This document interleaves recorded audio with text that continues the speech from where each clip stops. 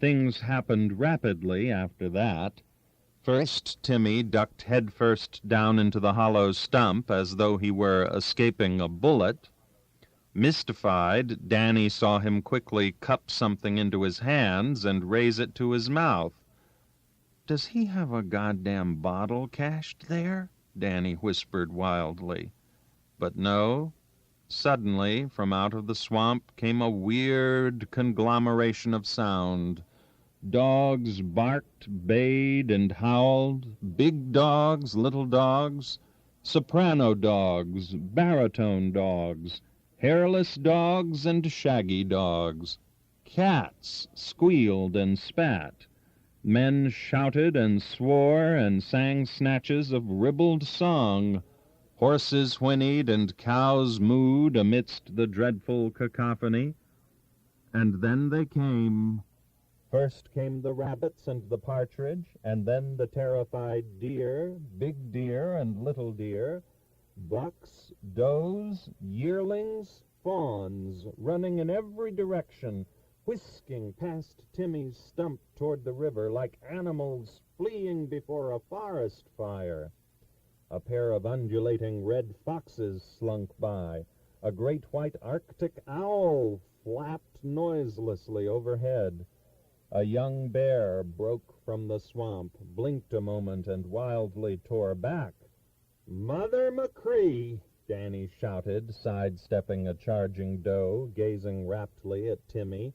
"Oh, my God!" he exclaimed, his eyes bugging out.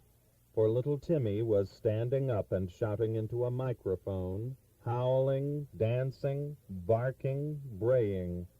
"Shoot, you damn fools! Shoot!" came from Timmy and the swamp at the same time. "Woof! Psst! Meow! Shoot, you bloody mopes!" Danny and Ray stood looking at Timmy with their mouths hanging open. Dr. George and the other hunters ran up to him breathlessly. Are you all right, Timmy?" Dr. George puffed. Timmy stood glaring at Danny and the hunters, still clutching his microphone. "Am I all right?" the swamp boomed. "Here I damn near catch my death of cold yesterday, wiring this goddamn swamp for you guys, and you asks me if I'm all right? For God's sake, why didn't you nail 'em?" "But we can't do that, Timmy," Dr. George said soothingly, like a worried psychiatrist to a truant patient squatting on the sill of his open office window. "We can't do that, old boy." "'Tain't illegal, is it?" the swamp demanded. No, but it just isn't cricket, Timmy," Dr. George said dazedly. I never heard of such a thing." Timmy shook his head dully. "You fellas can go plumb to—" "Look out, Timmy!" Danny shouted, just as a holdout, a big old gray-haired buck with a magnificent rack of antlers, ran between him and Timmy, snapping Timmy's microphone wire, spung, and blowing mightily as he leapt over the hunter's trailer and bounced down to the river bottom, his tall flag waving a final fond farewell. "It's old rocking chair hisself," Danny shouted after the fabulous deer. "I ain't set eyes on him in 3-4 years." Timmy seemed to wilt as though the broken wire had suddenly snapped his spirit. Still holding his microphone, he fished in his jumper pocket and brought out the remains of a quart of Danny's moonshine. He sheepishly handed it to Danny. "I'm sorry, men," he said listlessly. "I guess I didn't understand. You see, I just wanted you to stay on with us to help our Christmas fund, and to help you get your deer." "We're staying, Timmy," Dr. George said warmly. "Of that you can be sure. But first we're going into town and get a big supply of this old firewood." "Old cordwood," Danny briskly corrected. "Old cordwood, then," the doctor said. "Scold!" Danny said in a grave voice like a benediction, reverently tilting the bottle.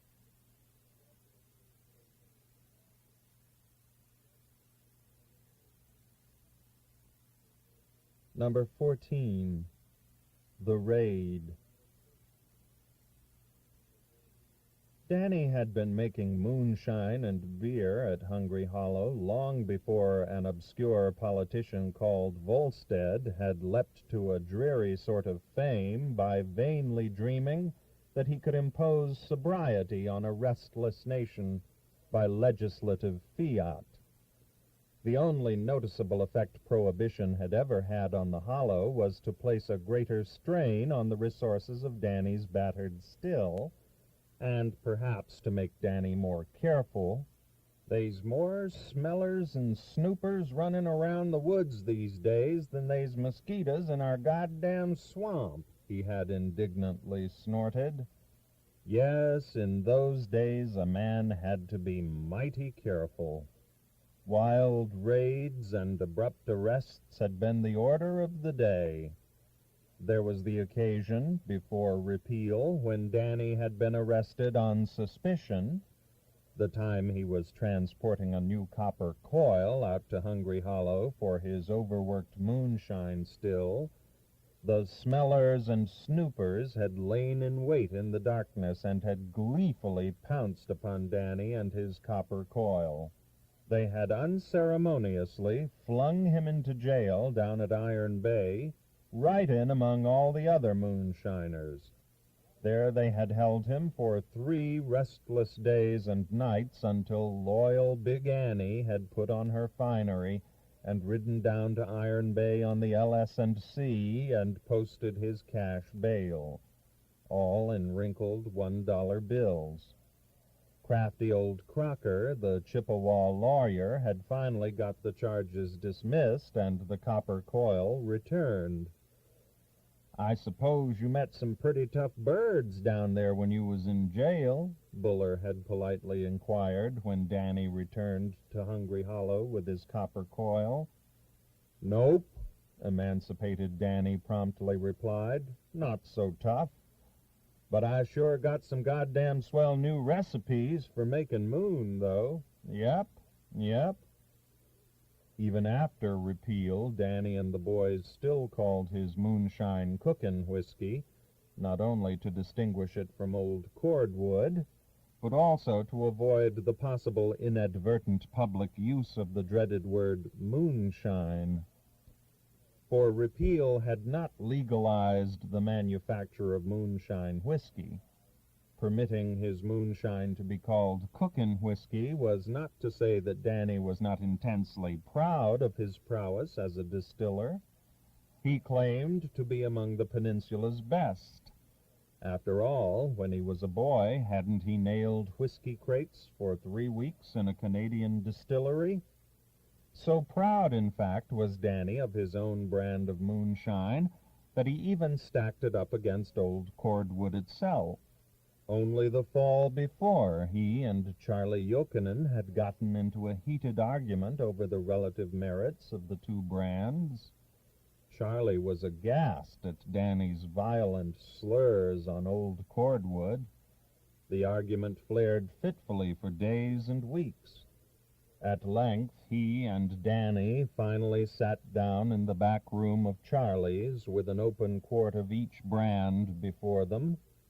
Danny's moonshine and Charlie's old cordwood, looking for all the world like 2 self-sacrificing investigators crouching over their retorts, freely offering themselves up as human guinea pigs for the deathless cause of science. The bout was on. "I'm telling you," Danny said when it again came his turn, carefully measuring out still another drink of his cooking whiskey, "they ain't no finer goddamn moon made this side of hell. My secret is easy. I makes it for love, not for profit. And it's pure, too, just like mother's milk." "Mother's milk, my feets," Charlie retorted skeptically. "Nothing but warm water, mosquitoes, and little kicking corn." "Okay, then," Danny said heatedly, with corded neck, cut to the quick. "Fetch me a goddamn pencil and paper and a little bottle, and we'll see about that. We're going to settle this thing up scientific once and for all." Mystified, Charlie went out front and got the pencil and paper and little bottle and placed them on the green poker table beside Danny. "What crazy business you being up to now, Danny?" "Never you mind," Danny said, carefully filling the bottle with his moonshine. "Let me alone. I gotta write a letter to smart folks what knows good cookin' whiskey when they sees it." Charlie shrugged amiably and went out front, leaving Danny eyeing and grunting and biting his tongue over his letter to the head of the chemistry laboratory of the University of Michigan at Ann Arbor. He'd show 'em. Laboring over his letter, Danny sorely missed the services of his social secretary, little Timmy, and besides, so exhausting were the rigors of his recent research, Danny was gently drunk. His letter wandered. Ah, yes. While he was about it, he might just as well let the tail go with the hide and tell the good professor about Bessie the cow and her epic spree on his powerful moonshine mash. That would show 'em. And would he kindly please test the accompanying sample and send Danny the results by return mail in care of Charlie's place? The reply did not come for several weeks. Danny was sure that the delay was due solely to the delight and thraldom inevitably sweeping over scientific circles in Ann Arbor. But one day the letter arrived. The envelope read, "Daniel Wellington McGinnis, Esquire, care of Charlie's Place, Chippewa, Michigan." Charlie importantly handed the letter to Danny when next he came to town. Danny got out his 10-cent store glasses and sat in Charlie's back room.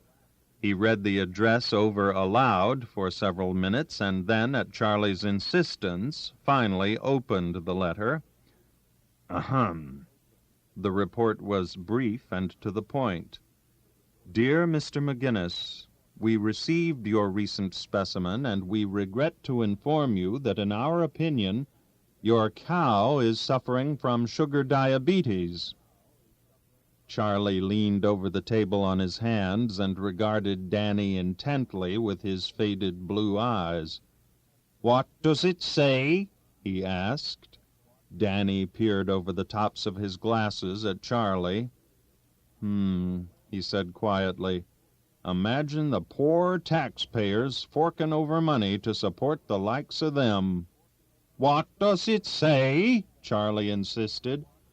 "Oh, that," Danny said, crumpling the letter in his fist. "It said on the letter that they was awful sorry, but a public institution like them ain't allowed for to make scientific tests on illegal products. Yep, I might 'a' known. Say, Charlie, bring me a double shot of old cordwood. Have one yourself." When Prohibition was finally repealed, and Andrew Volstead had retired to Minnesota to contemplate the majestic results of his handiwork, Danny had blithely continued to make his moonshine and homebrew. It was true that he didn't have to make quite so much any more, since the supply could now be supplemented by regular Saturday night baths of old cordwood and real brewery beer. But Chippewa was 17 miles away. Real whiskey cost money, and a man never knew when he might get bitten by a snake or drilled by a marauding side-hill gouger. Everything had gone along fine until that bright March afternoon, the spring after Timmy had wired the Mulligan Swamp for sound. Late that fateful afternoon, lean Billy Grill, the hermit trapper, had perspiringly burst into camp, snowshoes and all, and had haltingly announced to Danny that the police were perhaps even then on their way out to raid Hungry Hollow. Hungry Hollow was going to be raided. "Sit down and rest yourself, Billy," were Danny's calm words after hearing the astounding news. "Take it easy, man. You're all blown and winded. Now take a 5 and tell me the hull story from the beginning, nice and quiet-like." While Billy was mopping his pounding temples and pantingly getting his wind, Danny proceeded to deliver himself of an extemporaneous indictment of any government that continued to dispatch hordes of spies and stool pigeons over the countryside like a swarm of locusts, there to prey upon innocent and God-fearing citizens like himself. "It's gettin' so bad, Billy, that a good citizen and taxpayer can't blow his bloody nose nor even sneak a visit to a one-room outhouse 'thout some bloody snoopers is spying on him and trying to cast him into prison," he concluded. "That's right," Billy rejoined feelingly, remembering his frequent unhappy brushes with the local game wardens. "You sure said a mouthful there, Danny. I mind the time—" Danny quietly broke in. "I see you got your wind back. Now tell me all about this here now raid." "I tell you, Danny, I heard it with my own ears," Billy said, standing up in his excitement. "This forenoon while I was standing in the public can down in the city jail in Chippewa. Right through the bloody ventilator I hearded the chief of police telling 2 members of the state constabulary just where your place was at." When is they aimin' to conduct this here raid?" Danny asked. "I couldn't make out exactly for certain," Billy replied. "You see, jest then the goddamn outfit up and flushed. It works automatic. But as near as I could figure out, they was planning to surprise you tonight. They seemed to know that Buller and the other boys was all in town." "Did you happen to run into Buller and the boys?" Danny asked hopefully. He disliked having to face this ordeal all alone. After all, it was their home, too. "Nope," Billy answered. "I looked see in Charlie's and a few more places. They allus seemed just 2 rounds of drinks ahead of me. So then I figured since as how someone had to stay sober and I was comin' north myself to trap beaver, and they was no time to lose, I'd just up and come right along. So I made the hull trip afoot in less'n 4 hours." "Billy!" Danny stood and grasped the trapper's hand. "Billy, I know there's some folk what don't like you. As a matter of plain fact, I never thought a whole lot of you myself. You always kind of reminded me of a cross between a snake and a starved wolf. But I guess even them divils is their good spells." He went on pumping Billy's hand, continuing to win him with flattery. "I'm mighty thankful for your warning, Billy. You may look like a goddamn wolf to some folks, but now I know you got a heart of gold. Yep. Here, set down and have a drink." "Thanks, Dan," Billy said, swallowing the lump in his throat, deeply touched. Danny got out his keys and went to the tall wooden cupboard and unlocked it, throwing open the double doors. There stood the neat rows of bejugged and bebottled Hungry Hollow moonshine and home brew. Danny shrugged philosophically. "If the goddamn stuff's got to be thrun out, Billy, we might just so well sample it good afore the awful deed is done." After a preliminary round of drinks, Danny and Billy spent a perspiring hour packing the bottles and jugs down to the frozen Big Dead Pool. Danny planned to cut a hole in the ice and sink the entire works in the pool. After each heavy load, they naturally had to pause and uncork a moonshine container and take a generous swig, along with some home brew for a wash.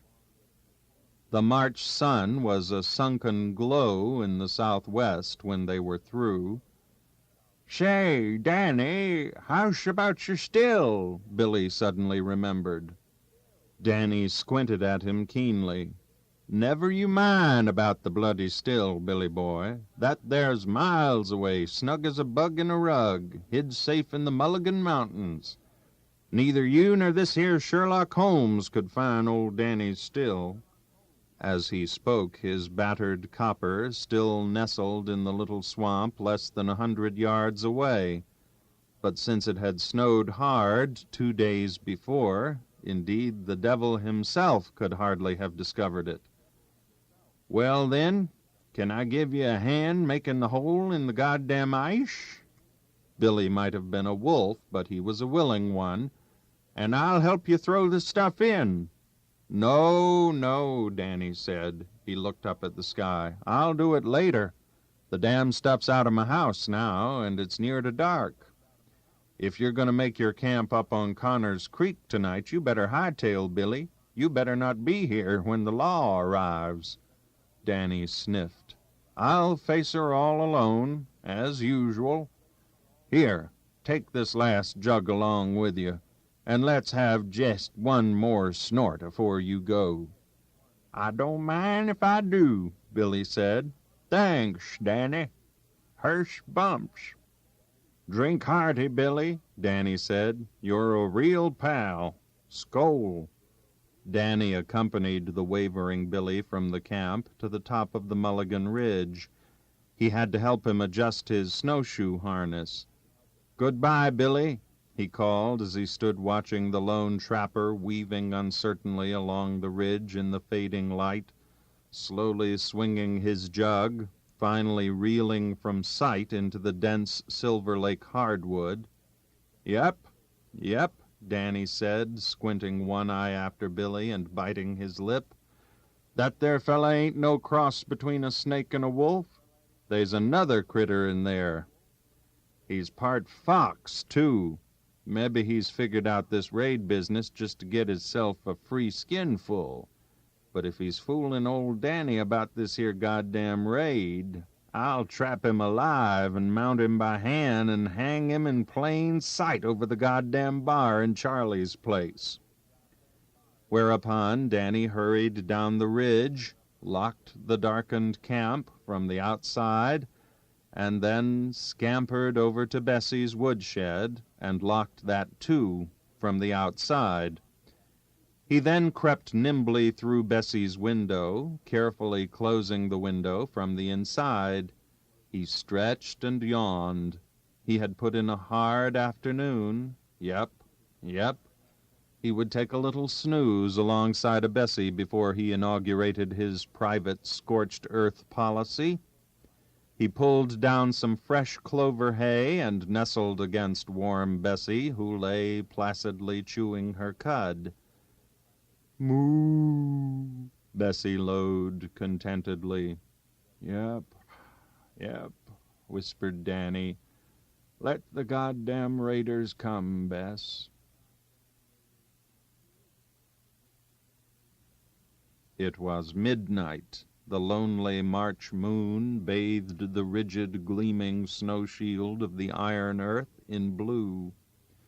Over the Silver Lake forest, the smoky, eerie shafts of the northern lights wavered and raced, shifting and melting across the brilliant northern sky in great dripping organ pipes of silent melody, dancing and leaping far and away and beyond the loneliness of the snow-clad valleys and hills. The darkened windows of the camp at Hungry Hollow gleamed in the changing light. No smoke rose from the chimney. The night was still. Down at the frozen Big Dead Pool, lighted only by the sky, Danny was stealthily chipping at the ice which covered the river. Occasionally he paused and cupped his ear as though to listen. Then he resumed his chipping. All around him, like silent, watchful penguins, stood an assortment of gleaming bottles and jugs. Danny kept chipping away at the ice. At length he reached the open water. He glanced quickly up the river trail. Then he began hurriedly dropping an endless variety of loaded jugs and bottles and decanters and crocks and jars down through the hole in the ice. The only sound was an answering ascending gurgle from the water. Old Danny came to the last bottle, a full quart of moonshine. He held it poised over the hole as though debating. Far down the lonely river a hunting owl hooted its ghostly hoo-hoo. Danny quickly uncorked the bottle and tilted it to his lips. Hoo-hoo, went the distant owl. Ah, went Danny. He replaced the cork, tamped it with his fist, held the bottle poised over the hole, hesitated for a wistful instant, and then plunged it to the bottom as though he were spearing a fish. Pah! Let the tail go with the hide. Take that, you divils! Danny straightened up. He spat a stream of peerless juice into the hole. Then he hurriedly gathered the loose chipped ice into the opening, shoveled some fresh snow over the ice, and gently tamped the wintry shrine below which lay every last drop of the moonshine and home brew of Hungry Hollow. Reeling uncertainly, Danny plodded wearily up the trail to the deserted camp. He had had a full day. He lighted the kerosene lamp in the chilly camp and watched the film of creeping mist slowly disappear from the lamp chimney. He glanced at the ticking alarm clock. 20 minutes past midnight, he said, clattering the stove lids. A man could always have a warm cup of tea. There had been no fire in the camp since perspiring Billy Grill, the hermit trapper, had snowshoed by late that afternoon and warned Danny of the impending raid. 2 days passed. Danny was growing lonely. Here he had kept the vigil for 2 whole days, waiting vainly for the raiders to descend upon Hungry Hollow. His thirst was assuming Death Valley proportions. He began seeing mirages, conjuring up roseate visions of his cupboard shelves sagging with their imaginary burden of beer and moonshine. He combed the premises to find a drink, but alas, Inspector Buller Bodine had thoroughly gone before. On the second night, Danny was sore tempted to snowshoe into Chippewa, but he restrained himself. After all, he was a man of property. One had to meet one's responsibilities, even if the other boys were still in Chippewa, heedlessly roistering and obliviously wading up to their hips in old cordwood. He pondered visiting Billy Grill up on Connor's Creek. Nope. If I laid eyes on that lion snake right now, we'd sure to tangle for keeps. I'll get him later. That night a lonely Danny crept into the woodshed and slept with Bessie. Dolefully, he had just about concluded that a man's best friend was his cow. On the morning of the third day, Danny found and drank a bottle of Swan's hair tonic. Harump! He went, his eyes growing glazed and enlarged with wonder. He lay on his bunk, waiting patiently either for the release of death or for the hair to grow in his throat. Instead, he was seized with an irresistible impulse toward song. Raising his voice in a quavering falsetto, he burst into Steve O'Donnell's Wake. He hadn't sung it in years. Steve O'Donnell was a gentleman, that everybody said. He was liked by all the rich and all the poor. And they all felt so sorry when they heard that Steve was dead, they tied a knot of crape upon his door. They sent for the barber to cut the spindles from his throat. Then they cut his hair a la pompadour. Red necktie and buttonhole bouquet was in his coat, and a bunch of shamrock in his hand he bore. Oh, meself and Annie Fieldy helped to lay the rascal out. There were lots of flowers sent for friendship's sake. Oh, Steve, me boy, why did you die? The weeping widow cried, and we all got drunk at Steve O'Donnell's wake. Chorus. Oh, there were fighters and biters, bums and dynamiters, ale, wine, and whiskey, there was cake. There were men of high position, there were Irish politicians, and we all got floored at Steve O'Donnell's wake. Danny sat up in bed. Oh, hell, he snorted in disgust. It was no use. No man could sing on mere hair tonic. Only fools and sly barbers ever tried to. Danny was in bad shape. He couldn't sing, he couldn't eat, he couldn't sleep. A man might just as well crouch under Chief Booze in the face and try to fish in the horse trough at the public fountain in Chippewa. Fishin'? Fishin', Danny repeated, slowly savoring the word in different keys. Why, of course, he shouted, leaping from his bunk. He ran to the wall and got down Timmy's metal duck hook. Then he raced outside and got his trusty fly rod from its nails on the camp logs, where it rested winter and summer. He hurriedly tied the hook of the duck strap to the end of his fly line and ran pell-mell down the trail to the big dead pool. Danny knelt and eagerly clawed the snow and ice from the hole where he had plugged all of Hungry Hollow's alcohol to its watery grave.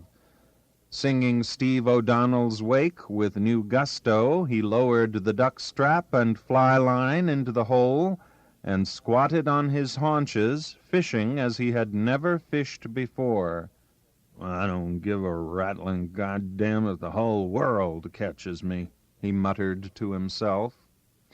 Absorbed, Danny fished all morning, oblivious of hunger. He could hear the dull, glassy clink as the metal duck hook fumbled and scraped across the sunken treasure. Around 2:30 he got a real bite, and he eagerly raised his catch to the top. My God, it's a gallon jug of moon. But Danny had to back up to raise his hooped and straining fly rod. The jug hit the side of the hole and suddenly fell off the hook, merrily gurgling back to join its sleeping comrades. Bereft, Danny leapt in the air as though he had lost the biggest fish in America. The entire Big Dead Valley rang and echoed with the agony of his lament. Shaken, he discarded the rod and, kneeling, fished avidly with only the line. Dusk settled imperceptibly over Hungry Hollow. Danny fished on, oblivious. The waning March moon lighted his task as he finally caught on to another bottle. Slowly, lovingly, he raised his catch to the surface. His lips moved in prayerful whispers. The moment the neck broke surface, he dropped everything and clutched at it with both hands. I gotcha! He held the dripping bottle up in the moonlight. A strangled moan came from Danny. It was merely a bottle of home brew. Danny don't want no beer. Danny wants whiskey, he cried in anguish, wrathfully plunging the bottle back in the gaping hole. Still on his aching knees, he bowed his head over the hole, a broken old man. Danny automatically lowered his line, and for the 1,000th time that day heard the hook clink aimlessly and glassily across the sunken treasure. Then, miracle of miracles, the line suddenly tightened. Danny tensed and rapidly drew up his catch.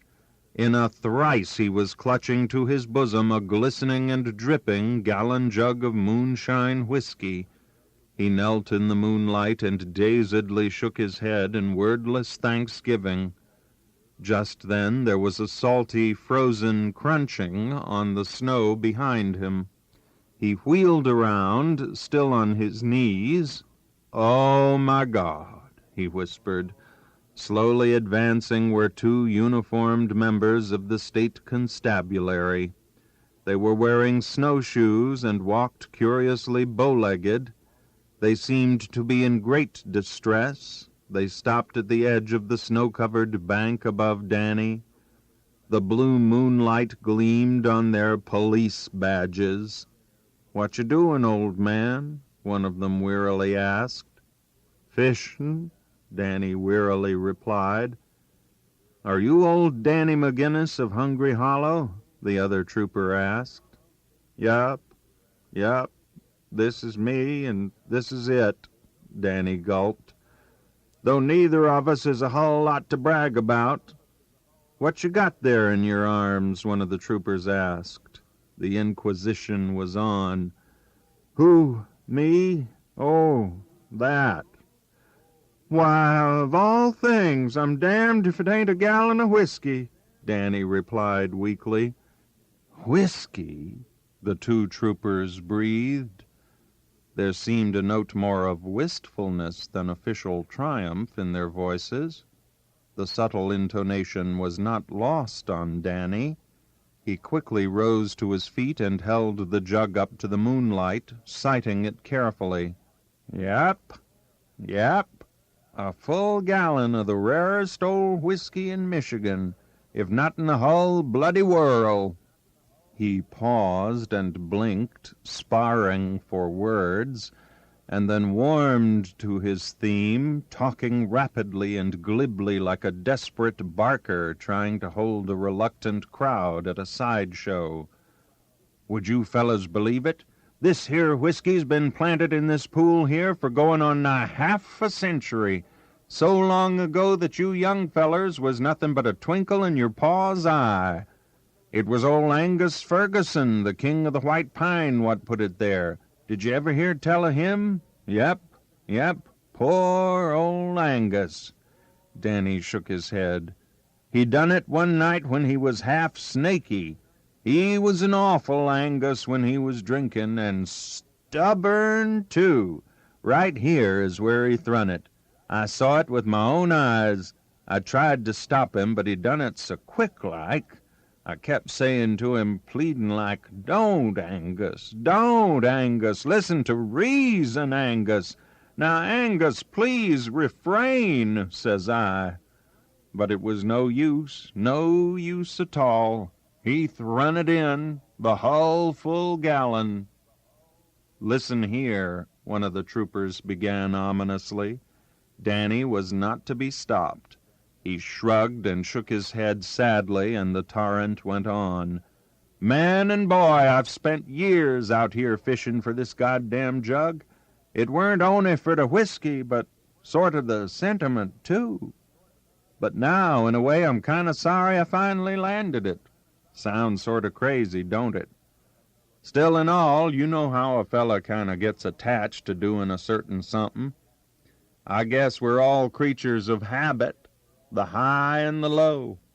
Now, ain't it a funny thing you young fellas should jest happen along? I was getting powerful lonesome, too. Kind of seems like fate must have sent you. Yep, that's it. But like I says, I'm going to miss fishing for this jug. There ain't much else for an old fella to do these days way up here in the frozen woods. Boo! It sure do get cold, especially at night when you ain't got no place to stay. Yep. I'm sure going to miss fishing for this here jug, that I am. Maybe like as not I'll fill her up again and drop her back in. Maybe 45 years from now one of you lucky young fellas can come back up here and catch it. But look here, Mr. McGinnis, why didn't you dive in for it years ago? One of the troopers began. Why didn't... Yep, Danny ran on. A poor old fella who's had rheumatism so bad for over 40 years he can scarce take a bath is sure going to miss settin' here for a quiet evening's fish." He patted the jug and resolutely squared his shoulders. One must be brave. What was done. But now's I got it, I might so well drink it. That's what whiskey's made fer, as the fella said. I can just taste it now. 'Tain't every day a man can lay holt of a jug of 40, 50-year-old whiskey, especially out fishin'. The shivering troopers no longer tried to question or stop Danny. They just stood there in silence, miserable and dejected in the moonlight, waiting for the flood of words to stop. Yep, Danny ran on, clambering stiffly up the bank, grimly hugging his jug. "I think I'll go up to the shack and light me a fire and put on a big pot of mulligan stew. Let's see now. Rabbit, venison, beaver, muskrat, turnips, a little barley, potatoes, a dash of garlic, a couple of onions. Yum. Makes me hungry as a bear just to think of it. But first I'll boil a kettle of water for hot drinks. I always said there's nothing like a good slug of scalding whiskey to warm a man's innards." He paused and cocked his head sideways. "You fellas figuring to stay long in these parts?" "Look," broke in one of the weary troopers, his teeth chattering like castanets, "all we want is to get off these damn torturing snowshoes, find a warm place and a hot meal and a bed, and then get to hell out of this godforsaken country. Can you fix us up?" Danny blinked his eyes and sipped his mustache, then very casually, When was you figuring to leave?" "At daybreak," the trooper answered. "Alone?" Danny innocently inquired. "Absolutely," both troopers answered in spirited unison. Danny said. My. Now that's too bad. Just when I was figuring that at last I had some company. But I guess that's the way of the world. Here today and gone tomorrow, and at daybreak, too." He shrugged. "Well, I'll tell you what. You young fellas take and fill up this hole in the ice. Step lively now and be sure to tamp it and seal it over real nice and careful so's my lovely trout won't up and catch their death of cold. They's awful delicate critters. Would you believe it? Many's the time I've seen full-grown trout what was caught in a draft up and contract double pneumonia and come roaring to the top, hacking and spitting and coughing, then just lay there on their sides, rolling their eyes at me sad-like and dying like flies.